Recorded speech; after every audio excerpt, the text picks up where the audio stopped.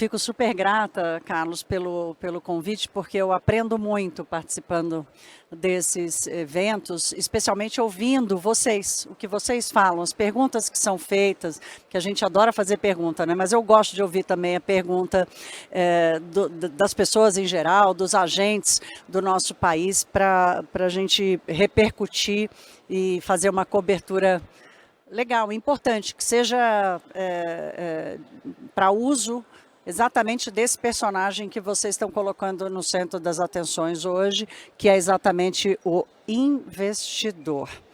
Bem, eu já estava quase esquecendo da autodescrição. Vamos lá, desculpe. Eu sou branca, tenho cabelo médio, tipo Chanel, pintado de quase vermelho, tenho 1,72 m, estou sentada no palco amarelo da Ambima Summit, ao lado do Carlos André. Te passo a bola agora, Carlos. Obrigado, Thaís. Bom dia a todos, um prazer enorme estar aqui com vocês. Vou fazer a minha autodescrição para a gente poder começar com as perguntas. Bom, eu sou um homem branco, cabelo grisalho, 1,74 m de altura, uso óculos. Estou sentado do lado esquerdo da Thaís aqui no palco amarelo, usando um blazer azul marinho, camisa branca e uma calça cinza. Muito Esqueci obrigado. da minha roupa. Estou usando calça jeans, que legal, né? Calça jeans num evento assim tão importante. Calça jeans, tênis, camisa e blazer para dar aquela equilibrada no look. Muito bom. Vamos lá, vamos começar. Vamos começar. Então, Carlos, eu acho que a primeira pergunta básica, né, para te passar a palavra aqui no comecinho do encontro, é te ouvir sobre uma avaliação geral de como é que você está vendo a indústria de fundos nesse ano de 2023, nesse início de segundo semestre. Legal, Thaís. Bom, eu acho que para a gente entender o momento em que nós estamos agora, eu vou tirar esse fone aqui, porque para a gente entender o momento que a gente está aqui agora, em 2023, é importante a gente contextualizar um pouco, voltando talvez alguns anos atrás. No período, principalmente aí 2017 até 2020, o mercado de investimentos, de uma maneira geral, passou por um ciclo bastante virtuoso, eu diria, um ciclo de redução de taxa de juros, em que novas formas de distribuição de investimentos se fortaleceram no mercado, o fortalecimento da atuação das plataformas independentes de investimentos, que de alguma forma provocou uma chacoalhada nesse mundo de distribuição, um ambiente muito mais favorável para a diversificação em diversos instrumentos, um impulso bastante grande para o movimento de globalização de investimentos, com acesso a novas alternativas de investimento nos mercados internacionais, inclusive com a democratização, de uma certa forma, desse acesso para pessoas físicas. Então, eu diria que esse período de 5 anos, talvez 6 anos atrás, foi um período muito proveitoso e que, de alguma forma, fincou as bases para um mercado de investimentos, no meu ponto de vista, muito mais resiliente, muito mais sólido, e que a gente tem comprovado a partir de 2020, final de 2020, em que a gente entrou num período muito mais desafiador. O advento da pandemia foi um marco, né? Não só na vida das pessoas, mas e principalmente na vida das pessoas, mas no mundo de investimentos de uma maneira geral. A partir da pandemia, depois do susto, né, em que a gente teve uma volatilidade muito grande de mercado, todos os governos, obviamente, reagiram, e essa reação, inclusive, incluiu políticas fiscais e monetárias que, de alguma forma, estimulassem, né, a atividade econômica. E, por outro lado, isso, de alguma forma, criou também ou incrementou os fatores que, de alguma forma, provocaram um processo inflacionário um pouquinho mais resiliente e transformador, não só no mercado brasileiro, e aí uma grande novidade, um processo inflacionário global, né? E, obviamente, a partir desse processo inflacionário, nós começamos a perceber um aumento significativo das taxas de juros, um aumento aqui no Brasil de uma magnitude muito relevante. A gente chegou no patamar de 2% de taxa de juros no ano de 2020, comecinho de 21, e a partir daí nós subimos num período aí de 14, 15 meses, nós chegamos a 13,75, um patamar extremamente alto, e obviamente o mercado de investimentos reage a isso, né? Juntando a esse cenário que a gente tinha no mercado brasileiro, a gente passou a ter uma volatilidade grande nos mercados internacionais. Essa volatilidade, de alguma forma, contaminou, como normalmente contamina, o comportamento dos ativos domésticos também. Resumo da ópera, a gente passou de um período bastante, eu acho, proveitoso e bastante profícuo em termos de diversificação, globalização de investimentos, advento de novas formas de distribuição, um crescimento bastante significativo da quantidade de investidores nos nossos principais mercados, para um período mais desafiador. Tivemos aí transição de governo, cenário global mais desafiador, inflação e juros subindo lá fora, e o mercado local, obviamente, acabou se concentrando de maneira bastante representativa nos instrumentos de renda fixa. E aqui no Brasil, como sempre, uma renda fixa que acaba fluindo muito para os instrumentos de renda fixa que tem algum tipo de incentivo tributário, né? A gente sempre brinca que aqui no Brasil, provavelmente é o único país em que você consegue ter num instrumento de investimento os 4 fatores: baixo risco, liquidez, rentabilidade, de alguma forma, e ainda por cima isenção tributária. Então, isso é uma combinação muito poderosa, né? Então, o que a gente vem percebendo desde 2023 e continuando, 2022 e continuando no ano de 2023, foi uma concentração do fluxo de investimentos para esses instrumentos de renda fixa, que são instrumentos mais conservadores e com uma característica, uma peculiaridade muito especial, que tem um condão de atrair a atenção dos investidores muito grande. Boa notícia, finalmente, é que aparentemente nós estamos exatamente nesse momento, a partir de junho, julho, num movimento de reversão dessa tendência. Mercados começam a reagir de uma maneira mais positiva, já se percebe um início de reversão do fluxo negativo, por exemplo, para a indústria de fundos, né? Nós tivemos o ano de 2023 com volumes negativos de captação líquida bastante relevantes. Em 2023, uma continuidade desse movimento de saída de recursos. Ano passado, né? 2022 negativo. 22 negativo, desculpa, eu falei 23, agora e 23 essa continuação. Então, a boa notícia é que a partir de julho, a partir do mês passado, a gente já começa a ver uma reversão com a volta dos investidores, com uma combinação interessante de início de corte de taxa de juros aqui no Brasil. O Brasil começou antes, com esse movimento de ajuste na política monetária, com o aperto da política monetária, e está começando antes também o movimento de afrouxamento, tá? Então isso ajuda bastante. Interessante você trazer essa retrospectiva aqui, Carlos, porque foi a construção, uma estruturação mais, vamos dizer assim, sólida do mercado de capitais que aconteceu no pré-pandemia, e o grande teste aconteceu agora, né? Foi 2022, e o mercado de capitais, aparentemente, para te colar aqui a tua expressão, aparentemente resistiu bem, e essa volta indica uma volta em que o mercado, a indústria como um todo, está bem preparada para isso. Só para complementar minha resposta, eu acho que tem 2 pontos bastante interessantes também. Primeiro, nós tivemos alguns eventos corporativos no começo de ano que envolveram operações de crédito e papéis de crédito, e uma das evidências dessa resiliência e dessa maturidade do mercado de capitais e da indústria de fundos foi exatamente que a gente conseguiu passar por esse período de turbulência na indústria de fundos e nos mercados de dívida corporativa de uma maneira bastante madura. O mercado absorveu muito bem os eventos, foi capaz de cumprir com suas obrigações perante investidores, no sentido de pagar resgates, etc. Eu acho que foi uma prova de fogo em que o mercado reagiu muito bem.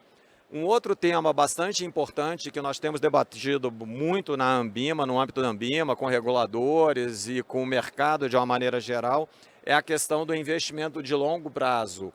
É fundamental e que o mercado de capitais, de fato, seja o principal provedor de recursos de longo prazo, atraindo recursos dos investidores, principalmente os investidores institucionais, e direcionando esses recursos para os projetos de longo prazo.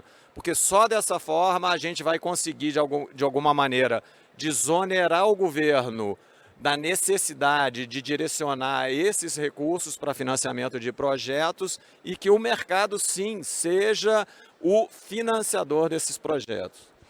Talvez esse devesse ter sido o próximo passo desse início de amadurecimento aí até 2020. O próximo passo seria correr para o longo prazo, ele não aconteceu em função das circunstâncias, da macroeconomia em geral, talvez agora pegando daí, né? Quer dizer, já era o próximo passo e pega daí. Perfeito. Agora, Carlos, tem um contraponto importante aqui a esse movimento de aprendizado e de amadurecimento da indústria de fundos e do mercado de capitais como um todo, que é a mudança na regulação.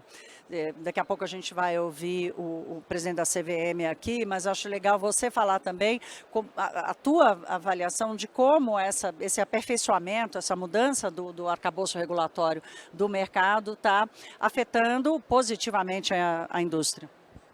Muito bom. Eu aproveito até aqui já para saudar os nossos colegas da CVM, João Pedro e todos os demais colegas do colegiado e do corpo técnico da CVM que estão aqui conosco e vão nos ajudar nesse debate. De fato, nós investimos muito nessas mudanças regulatórias. Foram mudanças muito importantes. Nós tivemos uma série de aperfeiçoamentos que colocam a indústria de investimentos e o mercado de capitais brasileiros em linha com os mercados mais desenvolvidos do mundo. Isso, de alguma forma, facilita o intercâmbio de recursos e o intercâmbio de melhores práticas. Então, só para citar alguns exemplos, o papel dos agentes na indústria de investimento, ele muda completamente agora no novo arcabouço regulatório. A parte de responsabilidade desses agentes muda de maneira relevante. Você, hoje em dia, já pode ter novos coordenadores de ofertas de mercado de capitais. Por exemplo, um escritório de advocacia pode se habilitar para ser um coordenador de uma oferta de títulos em mercado de capitais. Escritórios de agentes autônomos podem trazer investidores fora do seu core business para participarem do negócio e não precisam mais, hoje em dia, estarem vinculados a uma única instituição, por exemplo. Não existe mais a exclusividade. Então, tudo isso, no nosso ponto de vista, apesar de a gente ter um período um pouquinho mais doído de adaptação a essas novas regras, vai propiciar uma indústria muito mais dinâmica, muito mais eficiente, muito mais antenada e conectada com as melhores práticas globais e que, em última instância, vai beneficiar o investidor e os emissores de títulos em mercado de capitais. Você citou agora há pouco de uma chacoalhada que o mercado sofreu com as plataformas. E a minha percepção, Carlos, é que o investidor, especialmente esse mais novato que está chegando agora, ele tem, às vezes, dificuldade de diferenciar o que é uma plataforma, o que é um fundo, o que é um banco, porque, inclusive, há muitos players no mercado que são tudo, inclusive plataforma. Então, queria te ouvir um pouco sobre essa mudança de perfil desse prestador de serviço, né? Porque no final das contas é disso que a gente está falando aqui, a prestação de serviços de investimento. Você falar um pouco mais do que foi essa chacoalhada e qual o próximo movimento esperado? Eu acho que, de fato, o mercado de distribuição de produtos de investimento, ele mudou muito ao longo dos últimos 10 anos, em especial ao longo dos últimos 5 anos. E o mundo corporativo, o ambiente de negócios, na verdade, ele vem evoluindo para o que a gente chama hoje do conceito bem difundido de centralidade no cliente. Eu diria que agora nós já até superamos a centralidade do cliente e estamos na fase de centralidade na experiência de vida do cliente, né? E investimentos conversa muito com isso, né? Você precisa entender o cliente, compreender as suas necessidades, seus objetivos, para a partir daí entregar uma solução. Eu costumo dizer bastante que investimentos não é um produto, é um serviço, é uma solução que você tem que entregar para os clientes. E de alguma forma, o mercado ele vem se transformando nessa direção. As plataformas independentes, as corretoras, os próprios bancos que vêm mudando muito a sua forma de entender o cliente e atender o cliente. Isso tem sido, no meu ponto de vista, um dos fenômenos mais interessantes no nosso mercado financeiro. E claro que dentro desse processo todo, a gente tem algumas figuras importantes. O papel do assessor, né? O assessor que na prática é quem faz essa conexão desse mundo hipercomplexo de investimentos com a necessidade do cliente. E na medida em que a gente tenha mais profissionais qualificados, certificados, que de fato consigam servir o cliente de uma maneira eficiente, nós vamos ter um mercado mais desenvolvido. Surgiu também, muito mais recentemente também, a figura dos finfluencers, né? Que são os influenciadores digitais. E é muito interessante, eu vou falar um pouquinho disso mais lá para frente, mas como na prática a gente tem aqui uma oportunidade gigante quando você consegue se conectar com o seu público, né? Tudo quanto é negócio, na verdade, depende de conexão, de entendimento, de vinculação. As instituições financeiras hoje, elas batalham para ter a principalidade e a vinculação no relacionamento com o cliente. E os influencers digitais, na prática, eles vêm para ir ocupando esses espaços. Tanto é que muitas instituições financeiras já têm influenciadores digitais trabalhando para os seus produtos, para os seus serviços, etc. Então, esse ambiente é um ambiente que eu entendo como sendo muito rico no sentido de caminharmos para uma indústria de investimentos que seja para valer, mais centrada no investidor. Tem um ponto importante aí da aparição dos influenciadores, que é parte do processo de educação financeira, né? A educação depende da boa comunicação, acho que desse vínculo que você traz aqui, que é importante, é um vínculo de confiança, de credibilidade, de expectativa, mas de qualquer forma a comunicação, quanto mais eficaz ela for, melhor essa relação. A gente já tem que acabar em alguns minutinhos, mas não posso deixar de te ouvir, Carlos André, até para dar o start aqui em vários debates que vão acontecer no Summit, que introduziu o tema da inteligência artificial, do ESG, quer dizer, toda essa revolução digital e tecnológica que está acontecendo. Como é que você enxerga a indústria brasileira acompanhando esse passo? Bom, primeiro falando do ESG ou ASG, como dizem, eu acho que já é um tema que está presente em praticamente todos os ambientes de negócio e principalmente no mercado financeiro. Eu acho que o grande desafio de todas as instituições são os que incorporam e procuram incorporar o aspecto ESG no seu dia a dia, é como na prática materializar as questões ESG em prol de um negócio que também seja lucrativo. Como, por exemplo, de fato, melhorar a relação risco-retorno dos investimentos através da incorporação de fatores ESG. E como evidenciar isso de maneira eficiente para os investidores. Esse eu vejo como sendo um grande desafio.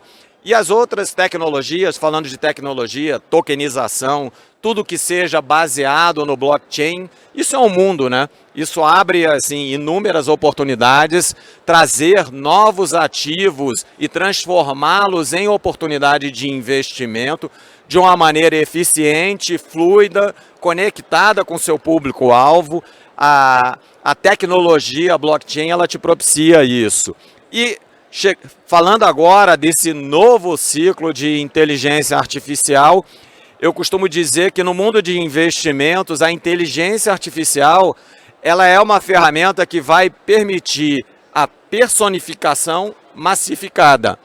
Ou seja, entregar uma solução que seja individual para um determinado cliente, mas de maneira escalável. Então isso não tem preço, isso transforma os negócios. Então acho muito interessante e revolucionário. Daqui a pouco nós vamos falar sobre real digital. Vou estar de volta aqui no palco para explorar esse tema com vocês e inclusive sobre essa velocidade, a velocidade com que as coisas estão acontecendo, né, Carlos? Carlos, a gente vai terminar o nosso painel aqui para vir o João Pedro da CVM daqui a pouquinho, mas eu acho bacana você, antes de descer, passar a tua mensagem para a plateia que está aqui hoje no Summit. Legal, Thaís. Bom, os últimos anos foram anos muito importantes em que nós fincamos, junto com os reguladores, em especial a CVM, os alicerces para um ambiente muito mais moderno, muito mais antenado e conectado com os dias de hoje, no aspecto regulatório da indústria.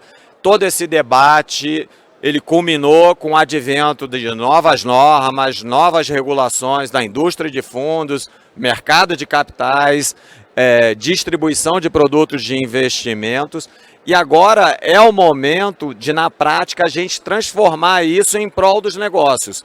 Transformar essa regulação numa indústria de investimentos, de fundos de investimentos, muito mais robusta, muito mais conectada com o mundo, de uma maneira geral, que seja capaz de canalizar recursos para projetos de investimentos via mercado de capitais, um mercado de capitais que também se tornará muito mais dinâmico.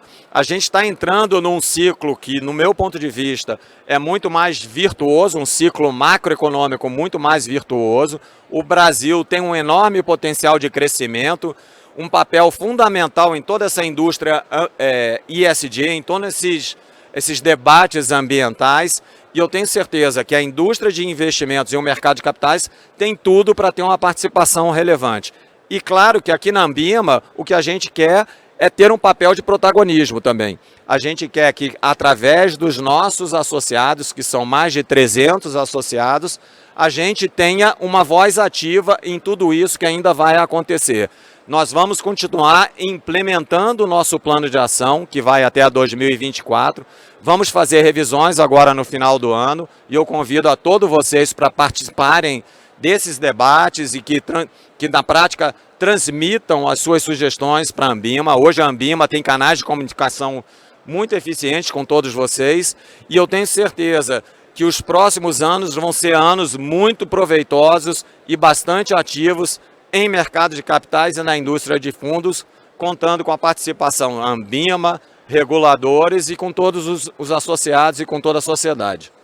Bom, obrigada, gente. Nós vamos tocar a bola aqui do evento, já volta. Eu e Carlos André nos despedimos. Daqui a pouquinho eu volto e o Carlos André vai estar aqui no evento todo. Até já. Um abraço.